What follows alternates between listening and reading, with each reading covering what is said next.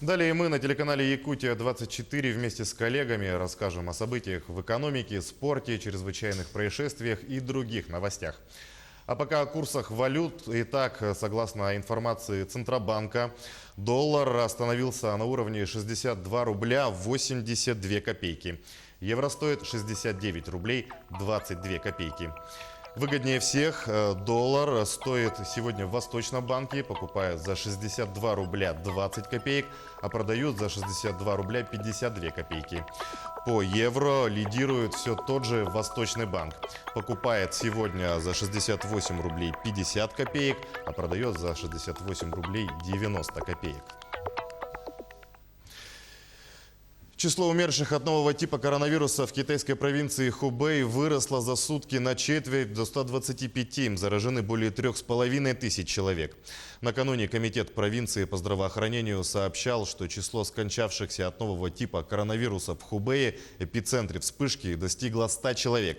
В целом по Китаю число жертв вируса выросло до 132. Число заразившихся выросло и приближается к 6000. Тем временем 2 человек госпитализировали в Воронежскую областную клиническую инфекционную больницу с подозрением на коронавирус. На кадрах видно, что при госпитализации врачи использовали средства противоэпидемической защиты, специальный санитарный транспорт, изолирующий модуль, а медработники были одеты в соответствующую экипировку. 55-летняя женщина и 35-летний мужчина недавно вернулись из Китая. Женщина обратилась к врачу с симптомами ОРВИ, вследствие чего было принято решение о госпитализации. На данный момент пациенты находятся в инфекционном боксе одной из воронежских больниц с отдельными входами в каждую палату. Врачи определяют тип вируса, вызвавшего у них симптомы. Между тем, система для выявления коронавируса заработала в НИИ природоочаговых инфекций в Омске. В лаборатории разработали систему тестирования, благодаря которой можно диагностировать коронавирус за 7-8 часов. Идем далее. В этом году 95-летие празднует Якутская республиканская офтальмологическая больница. В 2011 году ее признали лучшим республиканским лечебным учреждением, а в прошлом году оснастили новейшей техникой. В стенах центра успешно реализуют не только лечение, но и профилактику заболеваний глаз, как взрослых, так и детей. Сейчас с места событий на связи наш корреспондент Саргалана Неустроева. Саргалана, приветствую. Ждем от тебя подробностей. Сергей, здравствуйте. Сейчас я нахожусь в большом зале, большом хирургическом зале операционном Якутской республиканской клинической офтальмологической больницы. Сегодня здесь хирургами будет проведено 23 операции по глаукоме, катаракте, а также ЗЗВ, что значит задняя закрыта витреоктомия. Также хочется сказать, что операции проводятся и с помощью новейшей техники, то есть компьютеров. Например, тот компьютер, что сейчас находится позади меня, с помощью него проводят операции на катаракты. Ну а сейчас рядом со мной буквально проводят операцию по также катаракте. Проводятся они в среднем от 20 до 15 минут, максимально 30 минут. И они довольно-таки сложные, но, как нам сообщила заведующая хирургического отделения, очень распространены, особенно среди пожилого населения нашей республики. Ну и также подробности о том, как проводятся операции, какие операции чаще всего и каким способом происходят, нам рассказала заведующая этого отделения, заслуженный хирург Российской Федерации Екатерина Захарова. Всего работает 6 столов. В операционный день обычно задействованы все столы, и операции выполняются от 20 до 70 операций в день. В день мы столько оперируем.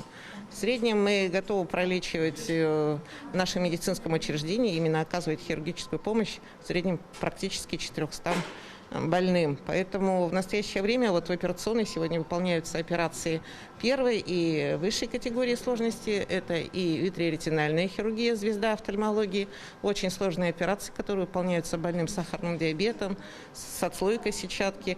Ну а львиную долю составляют операции первой категории сложности. Это удаление катаракты, лечение хирургической глаукомы. То есть это операции все сложные, которые выполняются на современном оборудовании с применением современных расходных материалов, в том числе, например, имплантации дорогих, хороших хрусталиков американского производства, немецкого производства, которые дают людям, позволяют видеть хорошо и в том числе сохраняют сетчатку глаза. Также сегодня в малом операционном зале будет проводиться операция ЗЗВ, что значит заднезакрытая витреоктомия. Это сложная операция внутри глаза. К сожалению, пациент еще не готов. Операция будет проводиться сразу после этой операции. И у меня на этом все. Сергей. Сарглана, спасибо. Сарглана Неустроева в прямом эфире рассказала об операциях в офтальмологической больнице республики. А мы идем далее. Пенсионеры бюджетной сферы в Ленском районе получают прибавку этой инициативе районных властей больше 10 лет. Накануне она претерпела незначительные изменения, упрощены условия оформления надбавки. Сейчас оформить доплату можно по 3 документам. Подробности в сюжете наших коллег. Выход на заслуженный отдых люди переживают по-разному. Кто-то беспокоится о дальнейшей самореализации, но абсолютно все переживают, будет ли хватать пенсии на жизнь. Администрация Ленского района уже много лет поддерживает своих бюджетников, выплачивая им дополнительную надбавку. Ее получают те, кто вышел на пенсию не ранее 2008 года. Необходимый стаж работы 15 лет. Но самое главное, что в предыдущем порядке у нас такая была норма прописана, что данный стаж не должен был прерываться. Мы подумали, с главой это обсудили, и на сегодняшний момент у нас в порядке уже прописано 15 лет. Главное, чтобы он был в учреждениях муниципальной бюджетной сферы. Пенсионеры-бюджетники отмечают, поддержка чувствуется. Приятно, что про них не забывают. Вера Яськова, отработавшая в Ленской библиотечной системе порядка 30 лет, инициативой районной администрации довольна. Выйдя на пенсию в 2017 году, сразу оформила надбавку. Да, надбавку я получаю. 1000 рублей в месяц или в конце года нам перевод перечислили. Я первый раз вот получила в этом году 12 тысяч. Конечно, это подспорье хорошее, безусловно, потому что 12 тысяч никто не дарит просто так, это безусловно. Но, с другой стороны, я бы хотела, чтобы, может быть, эта сумма была бы увеличена. Оформляется надбавка достаточно просто. Единственный нюанс, что каждый год нужно проходить перерегистрацию. Работники Управления социального развития сократили пакет документов до минимума. Все для удобства пенсионеров-бюджетников. Сейчас, чтобы получить дополнительные средства от властей, нужен лишь паспорт, трудовая книжка и расчетный счет. Роман Токмаков, Анатолий Гуськов, телеканал «Алмазный край». Около 3% россиян пользуются только наличными, говорится в исследовании Райффайзенбанка. Более подробную информацию расскажет моя коллега Нургуяна Иванова в рубрике «Новости экономики». Нургуяна, приветствую. С чем это связано? Сергей, основной причиной назвали проблемы с работой с терминалами оплаты. Их либо нет, либо случилась поломка. Больше всего наличными приходится платить на рынках, в транспорте, в такси и в магазинах возле дома. Но все же большинство предпочитают безналичный расчет. Это свыше 76% россиян. 90% оплачивают картами, 30% смартфонами. Это новости экономики в прямом эфире. В студии работает Нургуяна Иванова. Строительство автомобильного моста через Лену в Якутии снимет статус затапливаемых территорий в селе Старая Табага и в селе Хаптагай. Оба села расположены на берегах реки, где планируются работы. По словам главы Якутии Айсена Николаева, в настоящее время зарезервирован 81 земельный участок в районе города Якутска и Мегино Кангаласского района. В ноябре прошлого года было принято предварительное решение прохождения подъездов к мостовому переходу вдоль берега, не задевая села Старая Табага.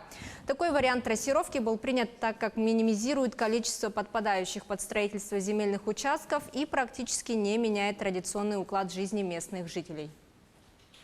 Арктический центр эпоса и искусств появится в Якутии. Его проектирование продлится до июля текущего года. Культурно-развлекательный кластер не будет иметь аналогов в России и в мире, так как его построят в условиях вечной мерзлоты.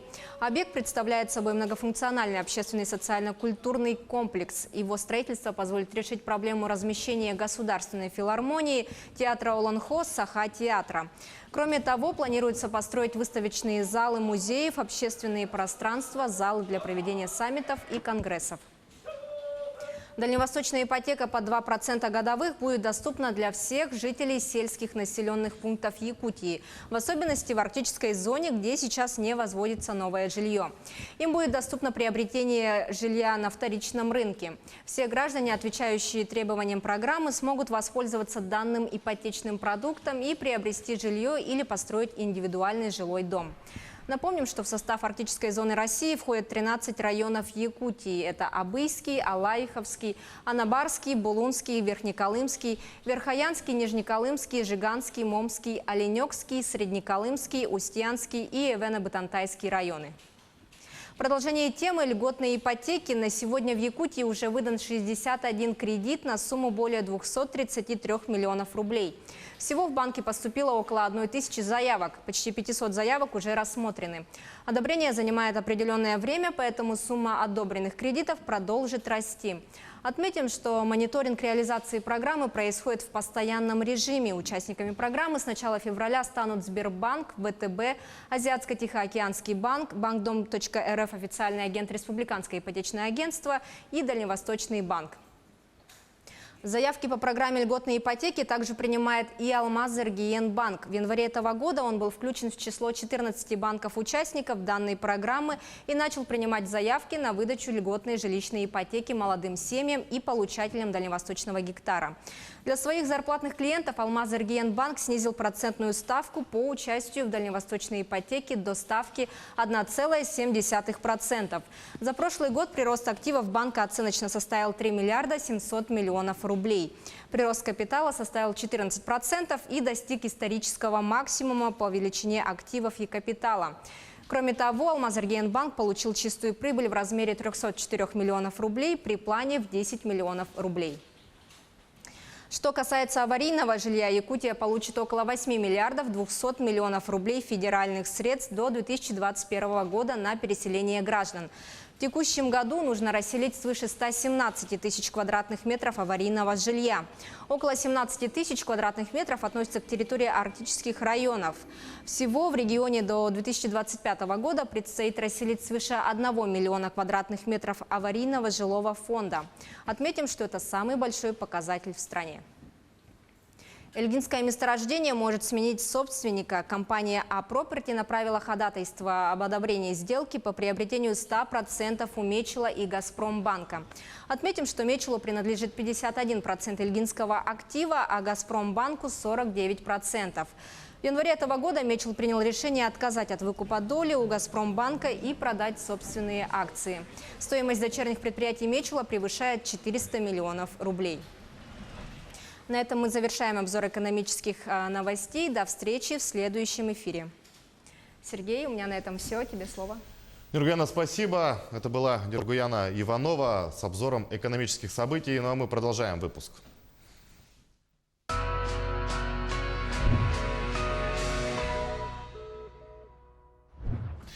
Далее мировые новости. Полгода остается до начала Олимпийских игр в Токио. Они стартуют 24 июля. Подготовка спортивных объектов идет по плану. Сложнее прогнозировать стихийные бедствия, которым так подвержена Япония. Организаторы Олимпиады провели специальные учения для живущих в Токио иностранцев, на которых знакомили их с правилами поведения и порядков действий в чрезвычайных ситуациях, рассказывает Сергей Берец. Одной из главных забот организаторов Олимпиады в Токио остается высокая вероятность стихийных бедствий. Во вторник в спортивном комплексе Мусасино Форест прошли учения для живущих в столице Японии иностранцев на случай чрезвычайных ситуаций, например, землетрясений. Для отработки действий при подземных толчках и колебаниях почвы предназначен специальный тренажер, оборудованный в автомобиле. Эффект мощного землетрясения воспроизводит другой симулятор. Для полноты картины и ощущений участникам выдают очки дополненной реальности.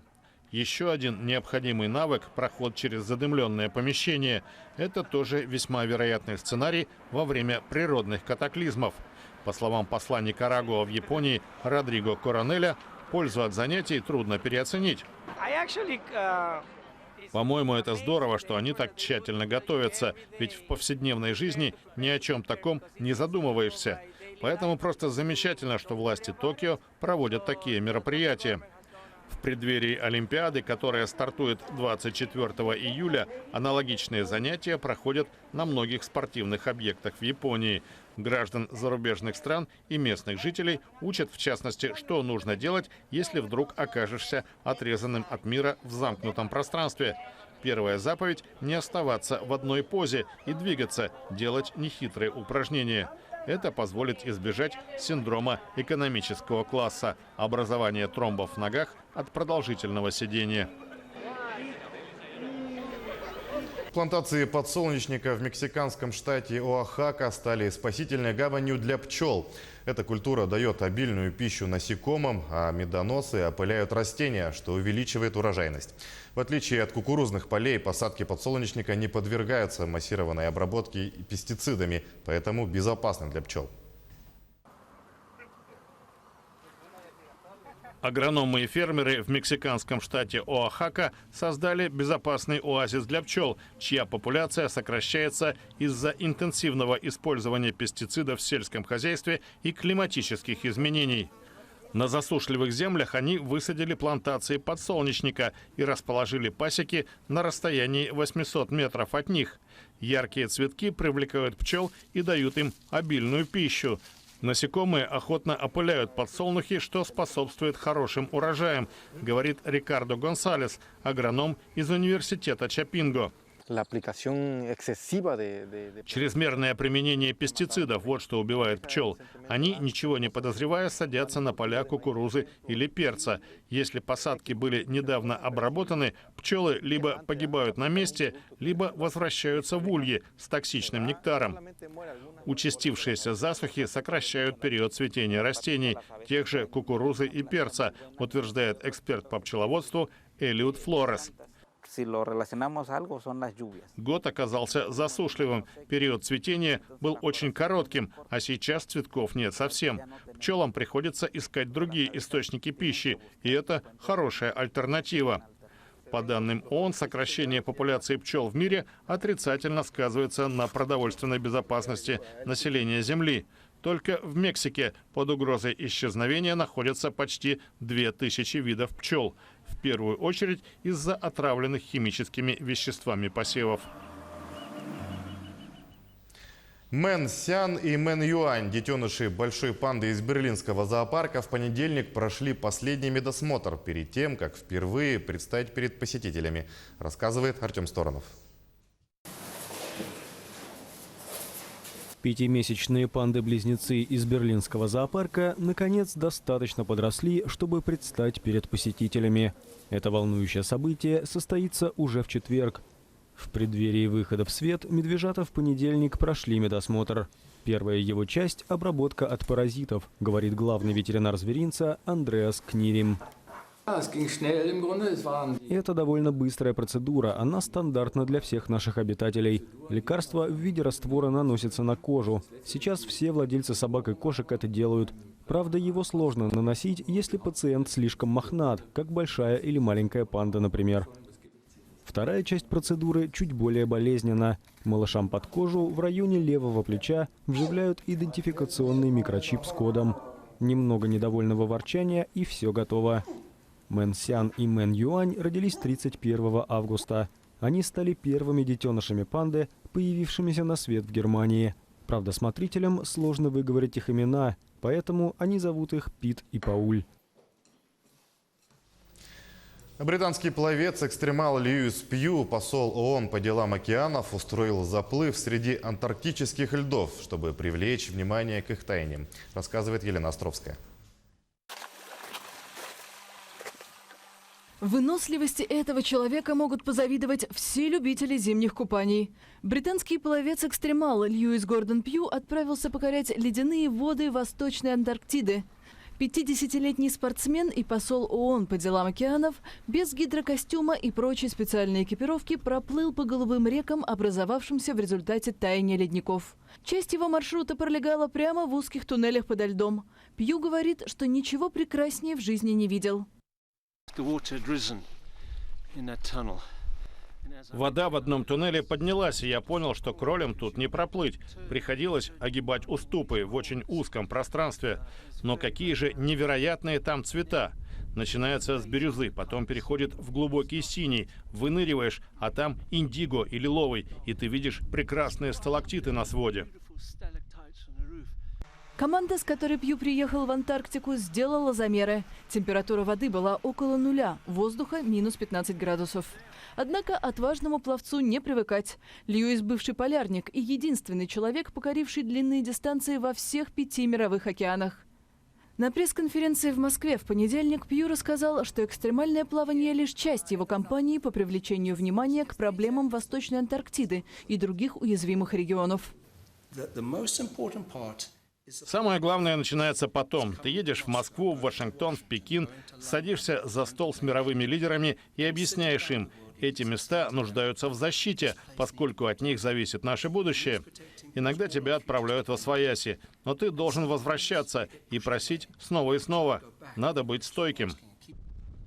И в этом Пью нет равных. Его способность противостоять холоду и повышать температуру тела перед заплывом давно восхищает и интригует ведущих спортивных специалистов. Они прозвали Льюиса полярным медведем.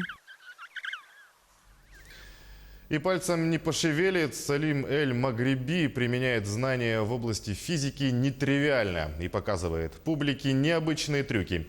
Меч, тесак для мяса, газовый баллон, стол, садовая тачка и даже человек. Это не полный список того, что Салим может удержать на своем подбородке.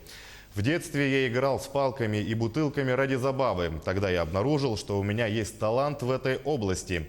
Зрителям нравится то, чем я занимаюсь, рассказал Салим.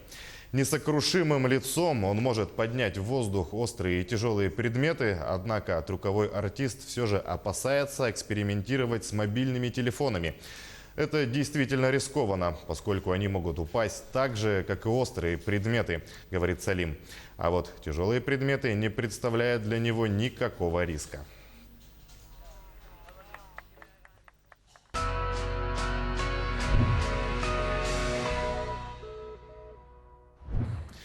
Вернемся в наш регион. В Якутске проходят интенсивные курсы повышения квалификации «Интеллектуальная собственность в цифровой экономике» от заявки до внедрения.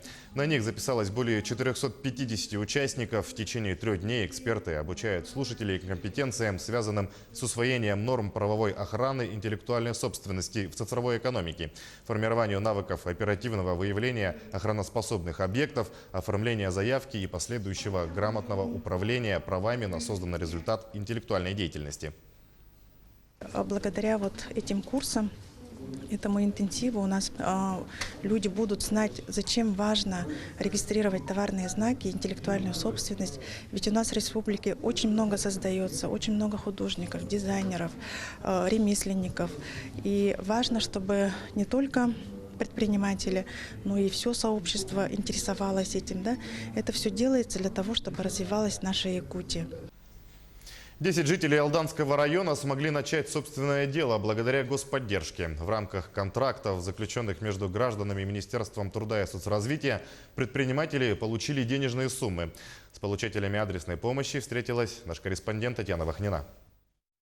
Массажный кабинет под названием «Нежный лотос» отметил первую серьезную дату – месяц со дня открытия. Начать собственное дело Лидия Павлова и Кристина Останина смогли благодаря государственной поддержке. В рамках социального контракта они получили финансовую помощь на развитие дела. В прошлом году девушки прошли обучение, разработали проект и заключили договор с управлением соцзащиты. Составили бизнес-план, собрали все документы, нам быстро соцзащита ответила.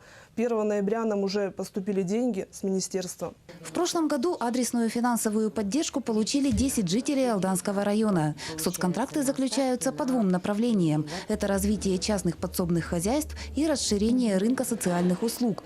Подавляющее большинство держателей контрактов проживают в сельской местности. 3 контракта в 2019-м были заключены с жителями города. Данный вид помощи в основном направлен для самозанятых граждан, да, то есть которые хотят чем-то непосредственно сами заниматься для выхода из трудной жизненной ситуации.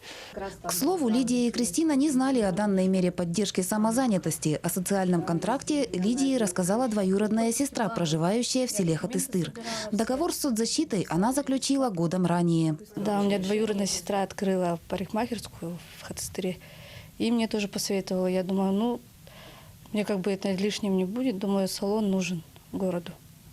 Дело Лидии и Кристины только начинает становление. Сейчас массажистки нарабатывают клиентскую базу. Как показал первый месяц работы, среди их клиентов больше женщин. Массаж востребован у людей от 25 лет. Подавляющее большинство алданцев обращаются к девушкам с проблемами шейно-воротниковой зоны.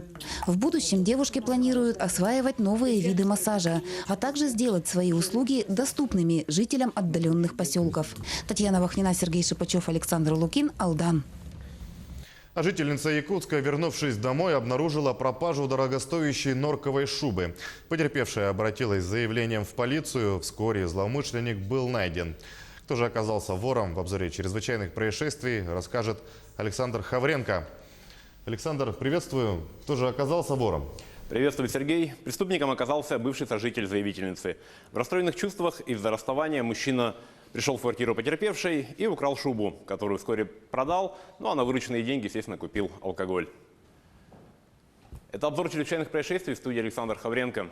Сотрудники 3-го отдела столичной полиции раскрыли кражу мобильного телефона с детской площадки. В полицию обратились родители ребенка, у которого неизвестные похитили телефон и 1000 рублей.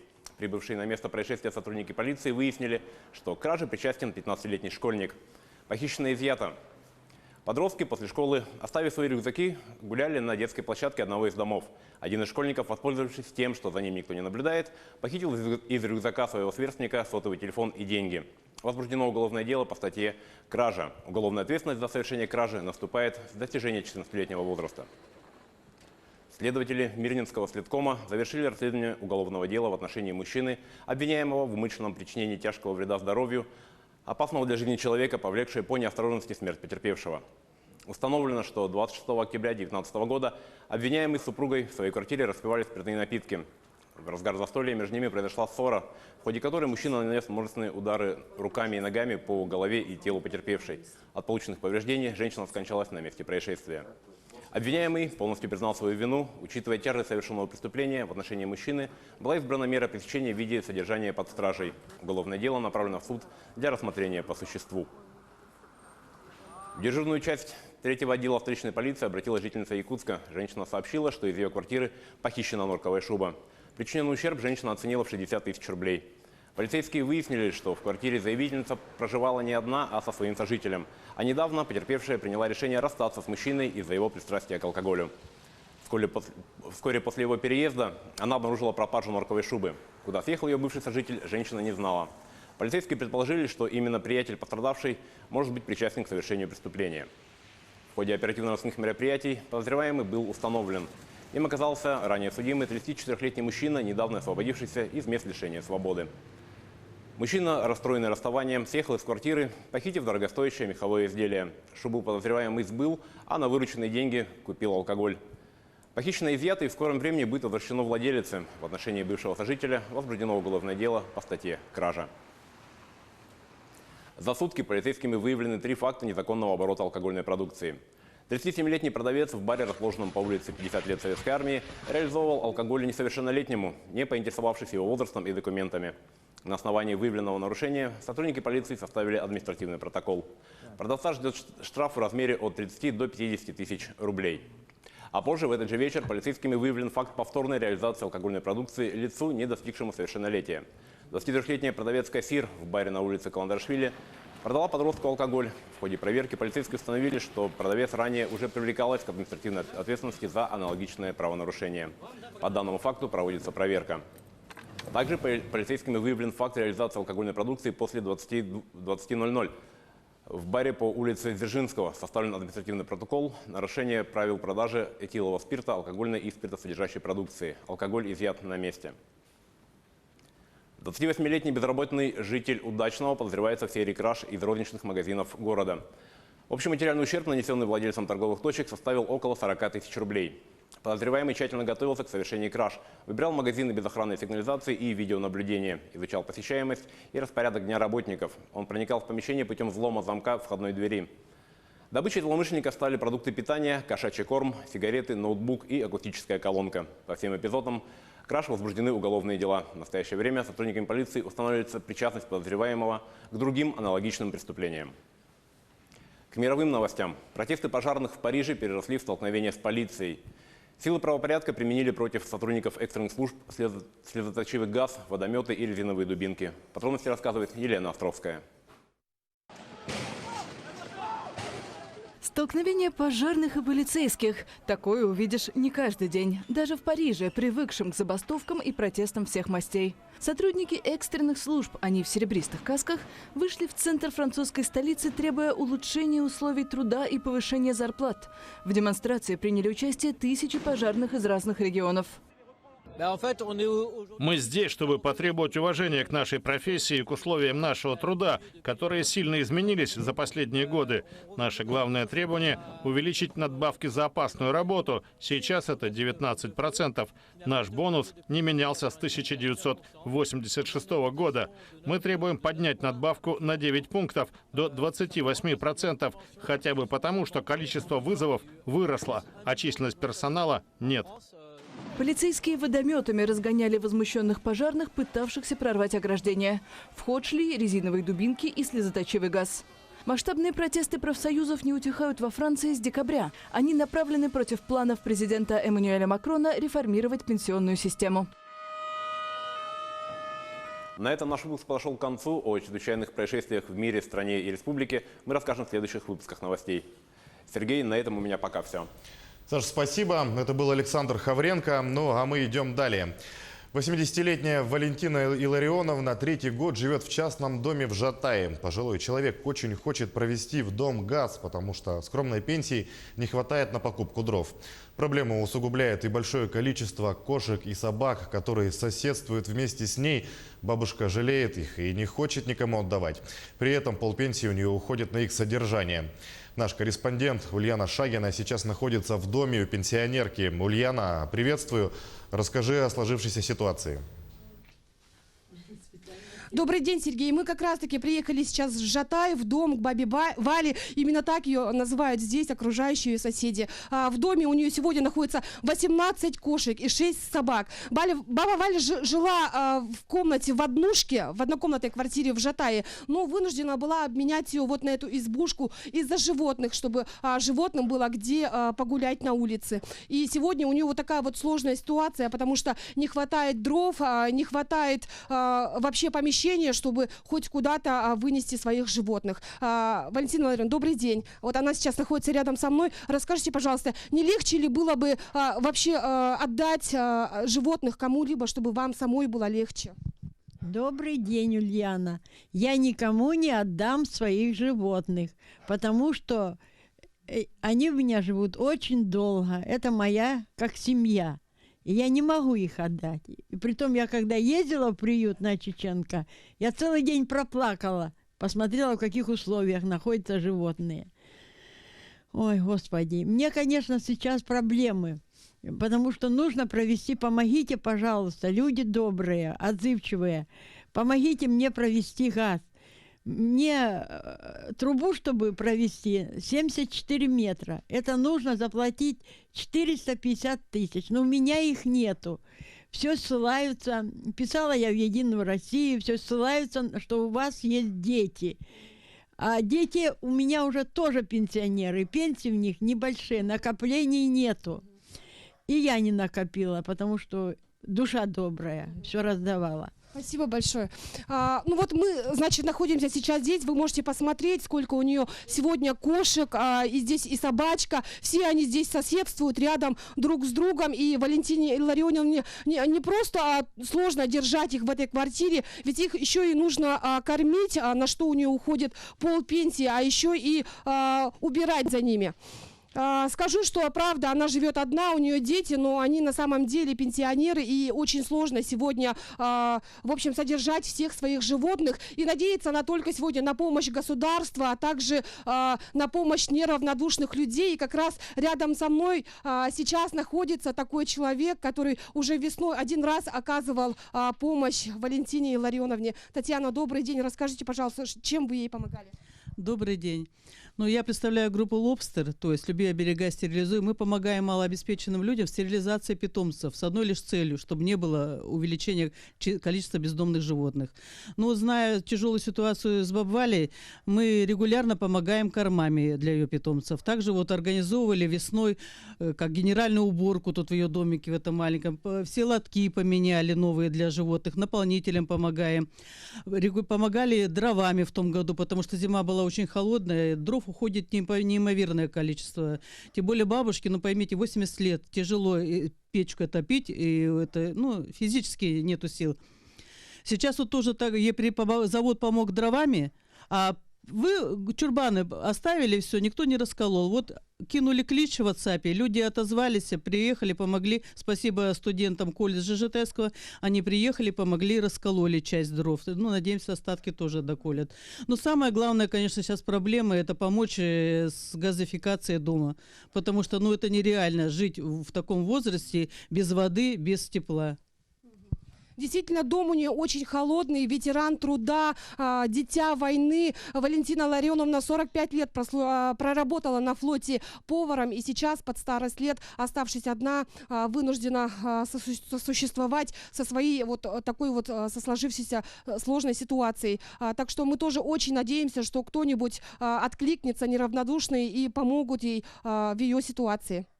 Полный выпуск о жизни Валентины Илларионовны смотрите в вечерних наших выпусках на канале Якутия-24. Сергей, у меня все. Уля, спасибо. Действительно надеемся, что жилищная проблема пенсионерки в скором времени решится. А я напомню, это была Ульяна Шагина. Она в прямом эфире рассказала о непростой жизни пожилой женщины в поселке Жатай в одном доме вместе с большим количеством домашних животных. Продолжаем нашу программу. В Нерюнгринском районе начал свою работу межрегиональный фестиваль ассоциированных школ ЮНЕСКО. На сегодняшний день проект «Сеть ассоциированных школ ЮНЕСКО» объединяет 11 тысяч организаций в 180 странах. В своей деятельности эти учебные заведения руководствуются национальной системой образования страны. В Нерюнгри на фестивале находится наша коллега Екатерина Павлова. Екатерина, здравствуй. Расскажи, какая работа намечена в рамках фестиваля и какова его география? Да, Сергей, здравствуй. Как мы знаем, участниками проекта сети ассоциированных школ ЮНЕСКО во всем мире является 4 основных направления деятельности. Это информация о ЮНЕСКО, это защита и охрана окружающей среды, это изучение всемирного культурного и природного наследия и, конечно же, права человека и права ребенка. Помимо этого, школы ЮНЕСКО придерживаются 4 главных аспектов обучения. Это учиться, чтобы уметь, учиться, чтобы знать, учиться, чтобы жить и учиться, чтобы жить вместе. Значит, коллективы, ученики и преподаватели, встречающиеся на подобного рода фестивалях, обмениваются опытом, имеют много возможностей для сотрудничества в области открытия инновационных проектов, сперва как на местном уровне, так и на глобальном и на международном уровне. Сегодня в Нерюнгри состоялось торжественное открытие фестиваля. Работа распланирована на 4 дня. Это будут круглые столы, это будут различные дискуссионные площадки, это будут обучающие семинары для развития кругозора, а самое главное — это общение и объединение детей. Значит, какова география участников и сколько школ приехали, нам расскажет Елизавета Сидорова, ответственный секретарь комиссии по делам ЮНЕСКО при Республике Саха-Якутия. По всему Дальнему Востоку у нас 29 ассоциированных школ ЮНЕСКО. а на территории Якутии 24, потому что мы рано начали, а эту нагрузку по Дальнему Востоку и Сибири мне дали попозже, поэтому я их тоже привлекаю. А чтобы стать и получить статус ассоциированной школы ЮНЕСКО, это очень сложный процесс. 4-5 лет школы проходит кандидатский стаж. Это значит, 4-5 лет они себя должны доказать, что работают по проектам, программам ЮНЕСКО, проводят они среди учащихся, среди родителей, среди общественности. В дни работы фестиваля пройдет много интересных мероприятий. Также пройдет знакомство с культурой школы «Арктика», уроки вместе с гостями и многое другое, о чем мы расскажем в наших сюжетах на Якутия-24. Сергей. Катя, спасибо. Я напомню, Екатерина Павлова рассказала о межрегиональном фестивале ассоциированных школ ЮНЕСКО, стартовавшем в Нерюнгри. А сейчас среднесуточная погода в крупных городах Якутии. В Алдане минус 16, солнечно, ветер 3 метра в секунду. Давление 718 миллиметров ртутного столба. В Ленске минус 23, переменная облачность, ветер с порывами 1 метр в секунду. В Мирном минус 15 по Цельсию, переменная облачность, давление 731 миллиметр ртутного столба. Ветер дует со скоростью 2 метра в секунду. В столице Южной Якутии в Нерюнгри минус 25 и солнечно. Ветер 2 метра в секунду и без осадков. И солнце светит сквозь туман. В Якутске минус 35 градусов, ветер 1 метр в секунду, атмосферное давление 768 миллиметров ртутного столба. На этом выпуск подошел к концу. Наши корреспонденты следят за развитием событий. Оставайтесь с нами.